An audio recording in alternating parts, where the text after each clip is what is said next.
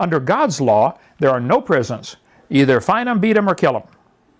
Certain people just ought to be executed for their crime. Shouldn't be put in prison, just should be killed.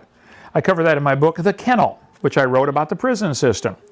I recommend you get this if you want to know. It's amazing. Judges and congressmen can own stock in the prison system, so the more laws they pass and the more people they lock up, the more money they make on their investments. That's evil. Anyway, Exodus 22. If a man steal an ox or a sheep and kill it or sell it, he shall restore 5 oxen for an ox and 4 sheep for a sheep. Why would they do that? You steal somebody's sheep, you pay back 4 sheep. Well, everybody goes home happy. The victim got 4 sheep. He's happy. He says, come steal another one. This has worked out great. The thief is back with his family paying his own bills. As in American system, somebody steals something, they put him in jail, and now the victim who got his stuff stolen has to pay the guy's groceries and light bill. Have we gone nuts? Pay back 4 times, and everybody goes home. Under American law, the victim may never get paid back for the theft and will be forced to pay for the groceries and housing of the thief as long as he's in prison. Isn't that what's happening? Yep. Yeah? What if we at least gave the criminal and or the victim a choice? Do you want 90 days in jail or do you want to pay back 4 sheep? If you had, Jeff, if you had something stolen from you worth $500 and they caught the guy and the judge said, Jeff, which would you prefer? Would you prefer we give him 90 days in jail or he pay back 4 times, give you $2,000? Yeah, take the $2,000. Pay back 4 times. Simple. It's not complicated. Which is cheaper for society? Which is better deterrent? I don't want to do that again. I stole the guy's sheep and man, I had to pay back 4 sheep. I don't want to do that again. Which is better for the criminal's family? He's home with his kids now. He's got to raise his own kids and buy his own groceries. But which one does not make a profit for judges and lawyers and congressmen? Oh, that's why they do it. It's all about the money. That's why we have a giant prison system. Under God's law, you fine them, beat them, or kill them. You don't lock them up. The law of the Lord is perfect, converting the soul. If a thief be found breaking up and he be smitten that he die, somebody's breaking into your house and you shoot him or kill him, there shall no blood be shed for him. Self-defense. Breaking and entering, hey, no problem. A friend of mine, he was 16 years old, somebody was breaking into their house through the window, and he pulled out a .45 caliber and shot him, killed him. He's laying there half in the window. And the cop showed up and said, oh man, you're in trouble. He said, I am? He's breaking into my house. He said, well, he wasn't all the way in. So the cop grabbed his belt and pulled the guy the rest of the way in. He said, there, now you're fine. Okay, let's fill out this report. The guy told me the story. Okay, if the sun be risen upon him, there shall be blood shed for him. For he should make full restitution. If he have nothing, he shall be sold for his theft. If he can't afford to pay back, he goes into slavery. This was God's law. I'm just telling you. Jail is slavery. Prison is slavery. There's no difference. And kidnapping. I spent nearly 9 years there. I know what I'm talking about. It is slavery. Okay. If I worked in the prison system, in the kitchen or in wherever I taught for a while in education, I made $5.25 a month. That was my paycheck. $5.25 a month. Wow. Wow. Yeah, wow. Okay. If the theft be certainly found in his hand alive, whether it be ox or ass or sheep, he shall restore double. You steal the sheep and you catch him, you still got it? Oh, okay, now you got to pay back twice. Okay? If a man shall cause a field or vineyard to be eaten, so you let your cow loose in the neighbor's field, and shall put in his beast and shall feed in another man's field, of the best of his own field, and of the best of his own vineyard, shall he make restitution. This is God's law, you make restitution. Hey, you ate $500 worth of my grapes, or corn. Pay it back out of the best of your own field. If a fire break out and catch in thorns, so that the stacks of corn or the standing corn or the field be consumed therewith, he that kindleth the fire shall surely make restitution. So even if it's a mistake, oops, it was an accident, you still got to pay for it. We do that in our law, don't we? If you lose control of your car and smack into another car, well, you still got to pay the damages. You caused it. There can be carelessness. Under God's law, God takes all these things into account. If a man shall deliver unto his neighbor money or stuff to keep, like, hey, would you watch my cow while I go on vacation, and it be stolen out of the man's house, if the thief be found, let him pay double. So the thief pays double. If the thief be not found, the master of the house shall be brought unto the judges to see whether he have put his hand unto his neighbor's goods. So now there's going to be a trial where the judges are going to decide, did you steal this or did somebody else steal it? There's a need for judges and a need for courts. There's not a need for prisons. We would shut them all down. America has 4% of the world's population. We have 26% of the world's prisoners. It's a giant industrial complex. Who makes the groceries? There's private contractors have buses hauling people all over and airplanes. Many of the prisons are owned by private prisons. It's a giant money-making racket. Okay, for all manner of trespass, whether it be an ox or an ass for sheep or raiment for any manner of lost thing, which another challengeth to be his, the cause of both parties shall come before the judges. And whom the judges shall condemn, he shall pay double. Case decided. Judges decided. If a man deliver unto his neighbor an ass or an ox or a sheep or a beast to keep, and it die, or be hurt, and driven away, nobody sees what happens, just the cow died, okay? Then shall an oath of the Lord be between them both, that he hath not put his hand unto his neighbor's goods. Hey, bud, you loaned me your cow, it died. I didn't do it. The owner of it shall accept thereof, and he shall not make it good. If it be stolen from him, he shall make restitution unto the owner thereof. If it be torn in pieces, then let him bring it for a witness, and he shall not make good that which was torn. If a man borrow aught of his neighbor, and it be hurt or die, the owner thereof, not with it, he shall surely make it good. Keep in mind, God is giving these people his laws. These are people that have been in slavery for the last 215 years. They've only been free for 3 months. They don't have a clue how to run government, how to run anything. God's saying, here's how it ought to be done. He's teaching them what he thinks it ought to be done. If the owner thereof be with it, he shall not make it good. If it be an hired thing, it came for his hire. In other words, if you rent the neighbor's cow to plow your field and the cow dies, just like if you go rent a tractor at the Kubota dealer and it breaks down, you don't have to pay for it. It's their machine. Your rental, that was good enough. These same type of principles apply today and just covers just about everything. If you go rent a car to drive on vacation and the motor blows up, do you have to buy a new motor? No, the rental company, that's part of the risk they take. And if a man entice a maid that is not betrothed, she's not engaged, he entices her and lie with her, he shall surely endow her to be his wife. What if we did that in America? Oh, you enticed that girl and slept with her, you have to marry her. No, I just wanted her for a night, I don't want her for a lifetime. And if her father utterly refuse to give her unto him, he shall pay money according to the dowry of virgins. What is a dowry? We don't do this in our country, but maybe we should, I don't know. But the dowry is interesting. In Bible times, the reason for the dowry for the bride's family, in the Orient, which would be Israel in that area, they call that the Orient, when the bride's parents give their daughter in marriage, they're actually diminishing the efficiency of their family. She's the one that cooked the supper and vacuumed the floors and did the laundry or whatever, now she's gone. So you're taking away our effectiveness here. Often unmarried daughters would tend the flock of their father, or they would work in the field or render help in other ways. They're helpful. The ladies around here are amazingly hard workers. Us guys get to do nothing and they do all the work and we take all the credit. This is great, I love it. Thus, upon her marriage, a young woman would be thought of as increasing the efficiency of her husband's family and diminishing that of her parents. Therefore, a young man who expects to get possession of their daughter must be able to offer some sort of adequate compensation. I'd like to marry your daughter. Okay, $5,000. Because I got to hire a maid now to clean the house. That's what she was doing. Oh, okay. This compensation was the marriage dowry. Now, what happened to that money? Interesting. It was not always required that, I copied this from a website. This is classic, I think. It was not always required that the dowry be paid in cash. It could be paid in service.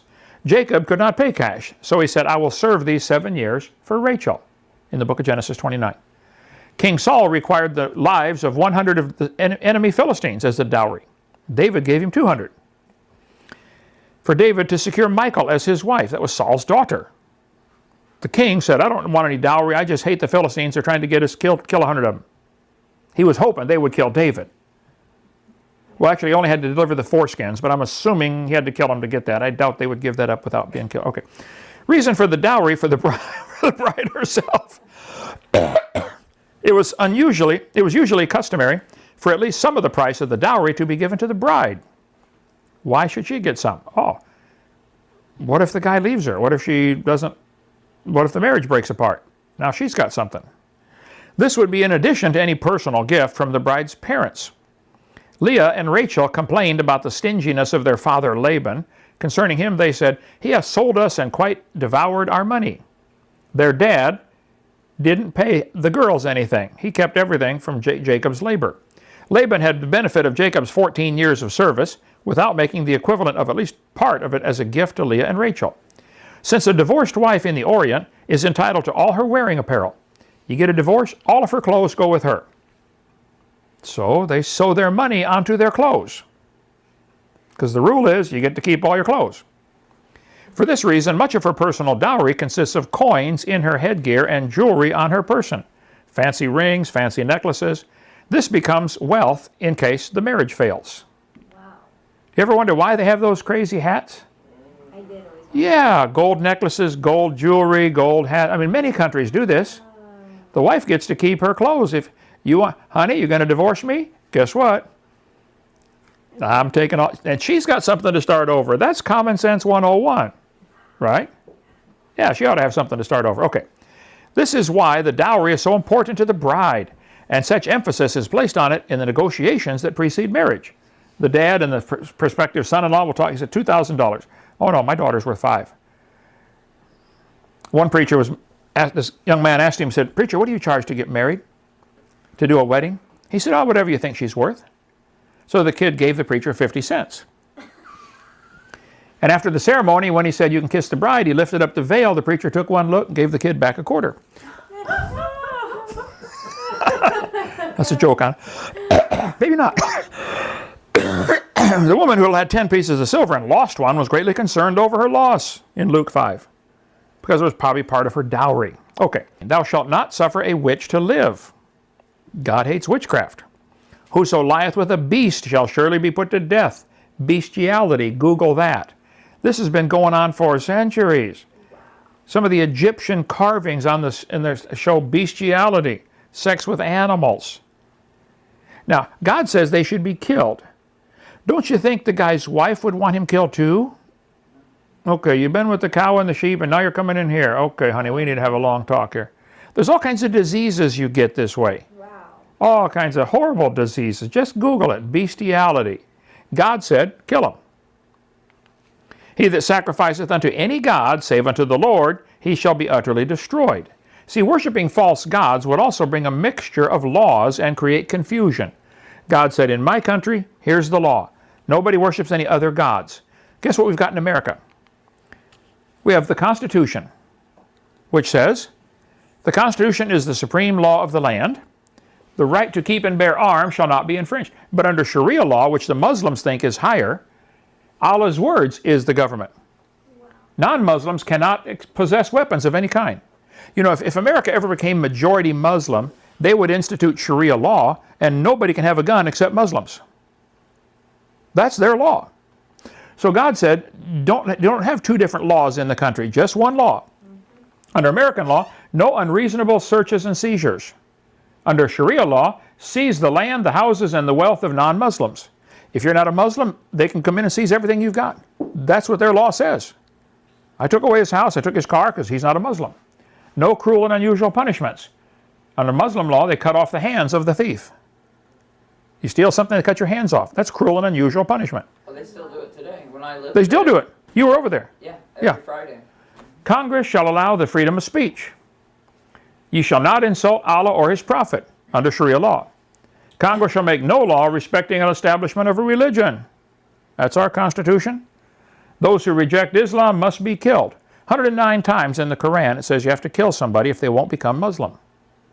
So once they get Sharia law instituted, that's what there's going to be. God said, no, just one law in the country. He said, worshiping false gods shall be utterly destroyed. It would create confusion, mass confusion. And we're headed that way in this country, rapidly. 5 things a socialist will never understand because it's a totally different law under communism and socialism. Free does not actually mean free. Communists never understand that. We got to have free education. Somebody is paying for it, you moron. It's no such thing as free, no free lunch. You are not entitled to someone else's hard-earned money, ever. You cannot tax a nation into prosperity. The rich are not responsible for your financial situation. You are. Yeah, but he's got money. Well, then go get a job. Right. Socialism leads to communism, always. It's a different system of thinking. God said, we don't want that. There's one law in my country. When capitalists cannot sell you a product, they'll work to make it better. When socialists cannot sell you a product, they'll say, you have to buy it, it's the law. They'll pass a law requiring you to get health insurance. Wow. I've had 49 calls in the last 2 months. I've got them in my phone. I mark them health scam, trying to sell me this Obamacare stuff. It's a machine calling around. New phone number every time. They're still trying to sell that stupid program, Obamacare. Anyway.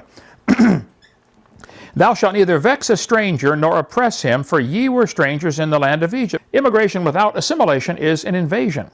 People want to come over here and bring their own law. That's an invasion. Mm-hmm. You come to our country, you join our country, you take our laws. Mm-hmm. Yeah, that's right. It's not what's happening.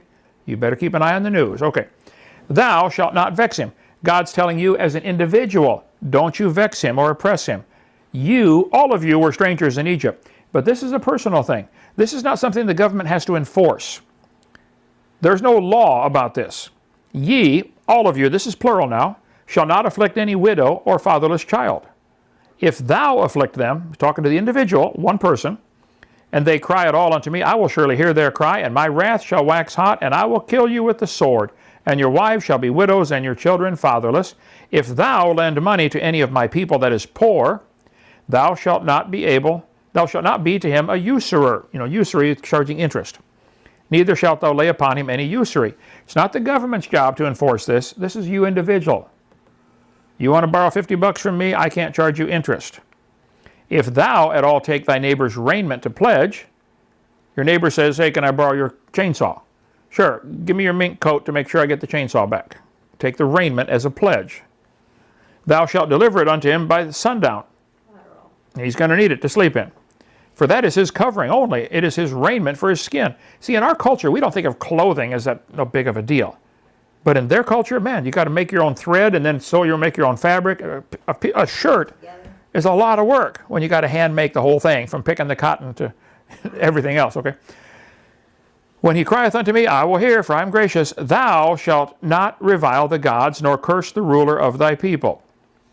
Singular. It's not the government's job to enforce this. This is, God says, I'm telling you, don't revile the gods, nor don't curse the ruler.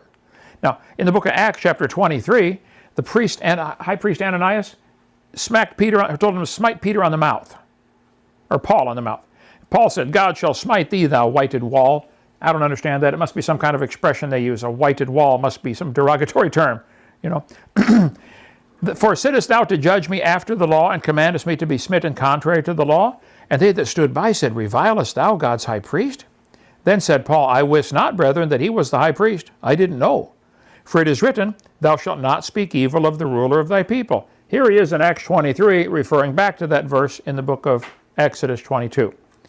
Thou shalt not delay to offer the first of thy ripe fruits. See, what they would do, they would go through their field about 2 weeks before harvest. Some of the fruit's already ripe. Harvest the stuff that's already ripe, called the first fruits, and offer that to God.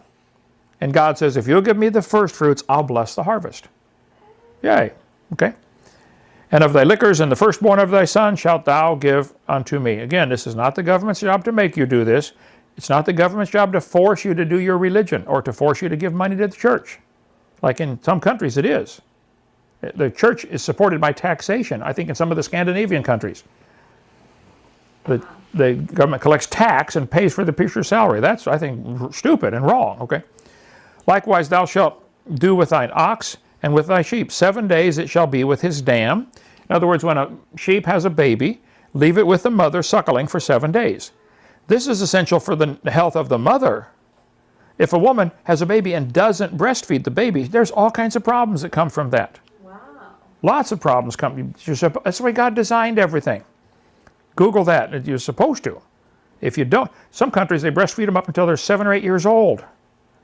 That, I think, is a little dumb. You know, kid comes up, hey, Mom. Oh, kid, shut up, not here. Okay. On the 8th day thou shalt give it me, and ye shall be holy unto me. Neither shall ye eat any flesh that is torn of beasts. Ye shall cast it to the dogs. So if you find an animal that's been ripped up and it's laying on the side of the road, dead, don't eat it. I mean, to us, that's common sense. You wouldn't find a deer laying on the highway and go cut it up and eat it. Right. Let the dogs do it. They've got a different digestive system. They can handle rotten meat. You'll get sick. Yeah.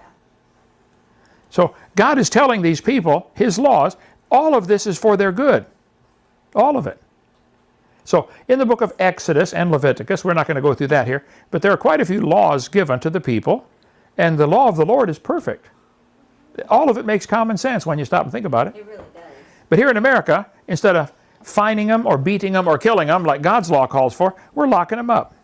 I'll tell you right now, when I become president, we're shutting down the whole prison system. Mark Twain said, if you want to see the low life of your society, go to your local jail at the changing of the guards. I don't think I met one that I would hire to work for me to do anything. Of the guards, I don't think I met one. I met a whole bunch of them. Government job. I wouldn't hire them. Ask anybody who's been to prison what their opinion is of those who work in the prison. Now, I'm not trying to hurt anybody's feelings or demean anybody. I'm just pointing out the whole concept is wrong. Somebody in the comments commented on my YouTube. They said, well, I wouldn't want to have let all the murderers loose. You don't get it. The murderers would be killed. Right, exactly. For certain crimes, they're executed. Mm-hmm. Let's suppose, Jeff, somebody rapes your daughter, gets caught, gets arrested. He gets put in jail for 20 years. For the next 20 years, she's helping to pay for his groceries, and she's always worried about him getting out. She needs to watch the guy get executed, or shot, or electrocuted, or hung, or something. For her own well-being. For her own well-being, and go spit on his grave every day for a few weeks until she heals up emotionally. Yes. Now, think about the rapist and his family. Somebody commits rape, they put him in jail for 20 years.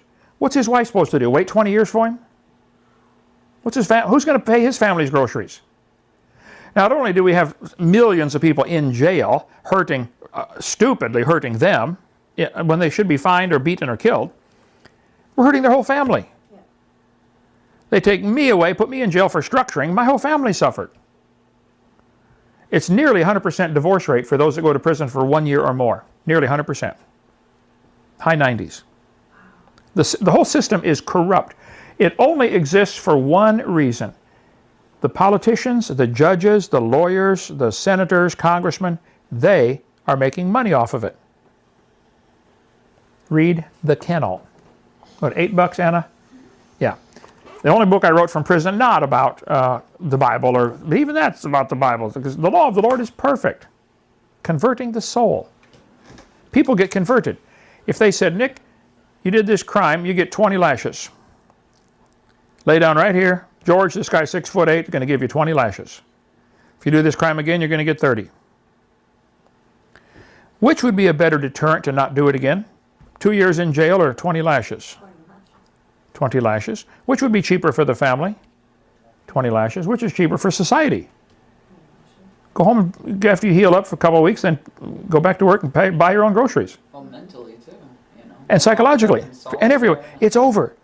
But when you got 5 or 10 or 20 years in jail, it just drags on and on. Get it over with. If you told Freddie, if you told your son, you broke the law, I'm going to give you 5 swats every day for the next 4 months. Dad, how about give it all to me and get it over with? Come on. He would hate you if you dragged the punishment out for a long time. He would hate you. Right, that's true. Be counterproductive. And that's what's happening with our prison system. It's not working. The recidivism rate is phenomenal. It's an incredibly expensive way to not fix a problem. I am against crime, but this is not the way to fix it. Right. Shut down all the jails, shut down all the prisons. If you just gave suppose somebody murder somebody or rape somebody, and he should be executed, and the judge gave him the option, do you want life in prison or execution? Most of them would choose execution. Yeah. Now their family can go on. Find a new husband, find a new daddy. Right. It doesn't work, folks. God's law is perfect.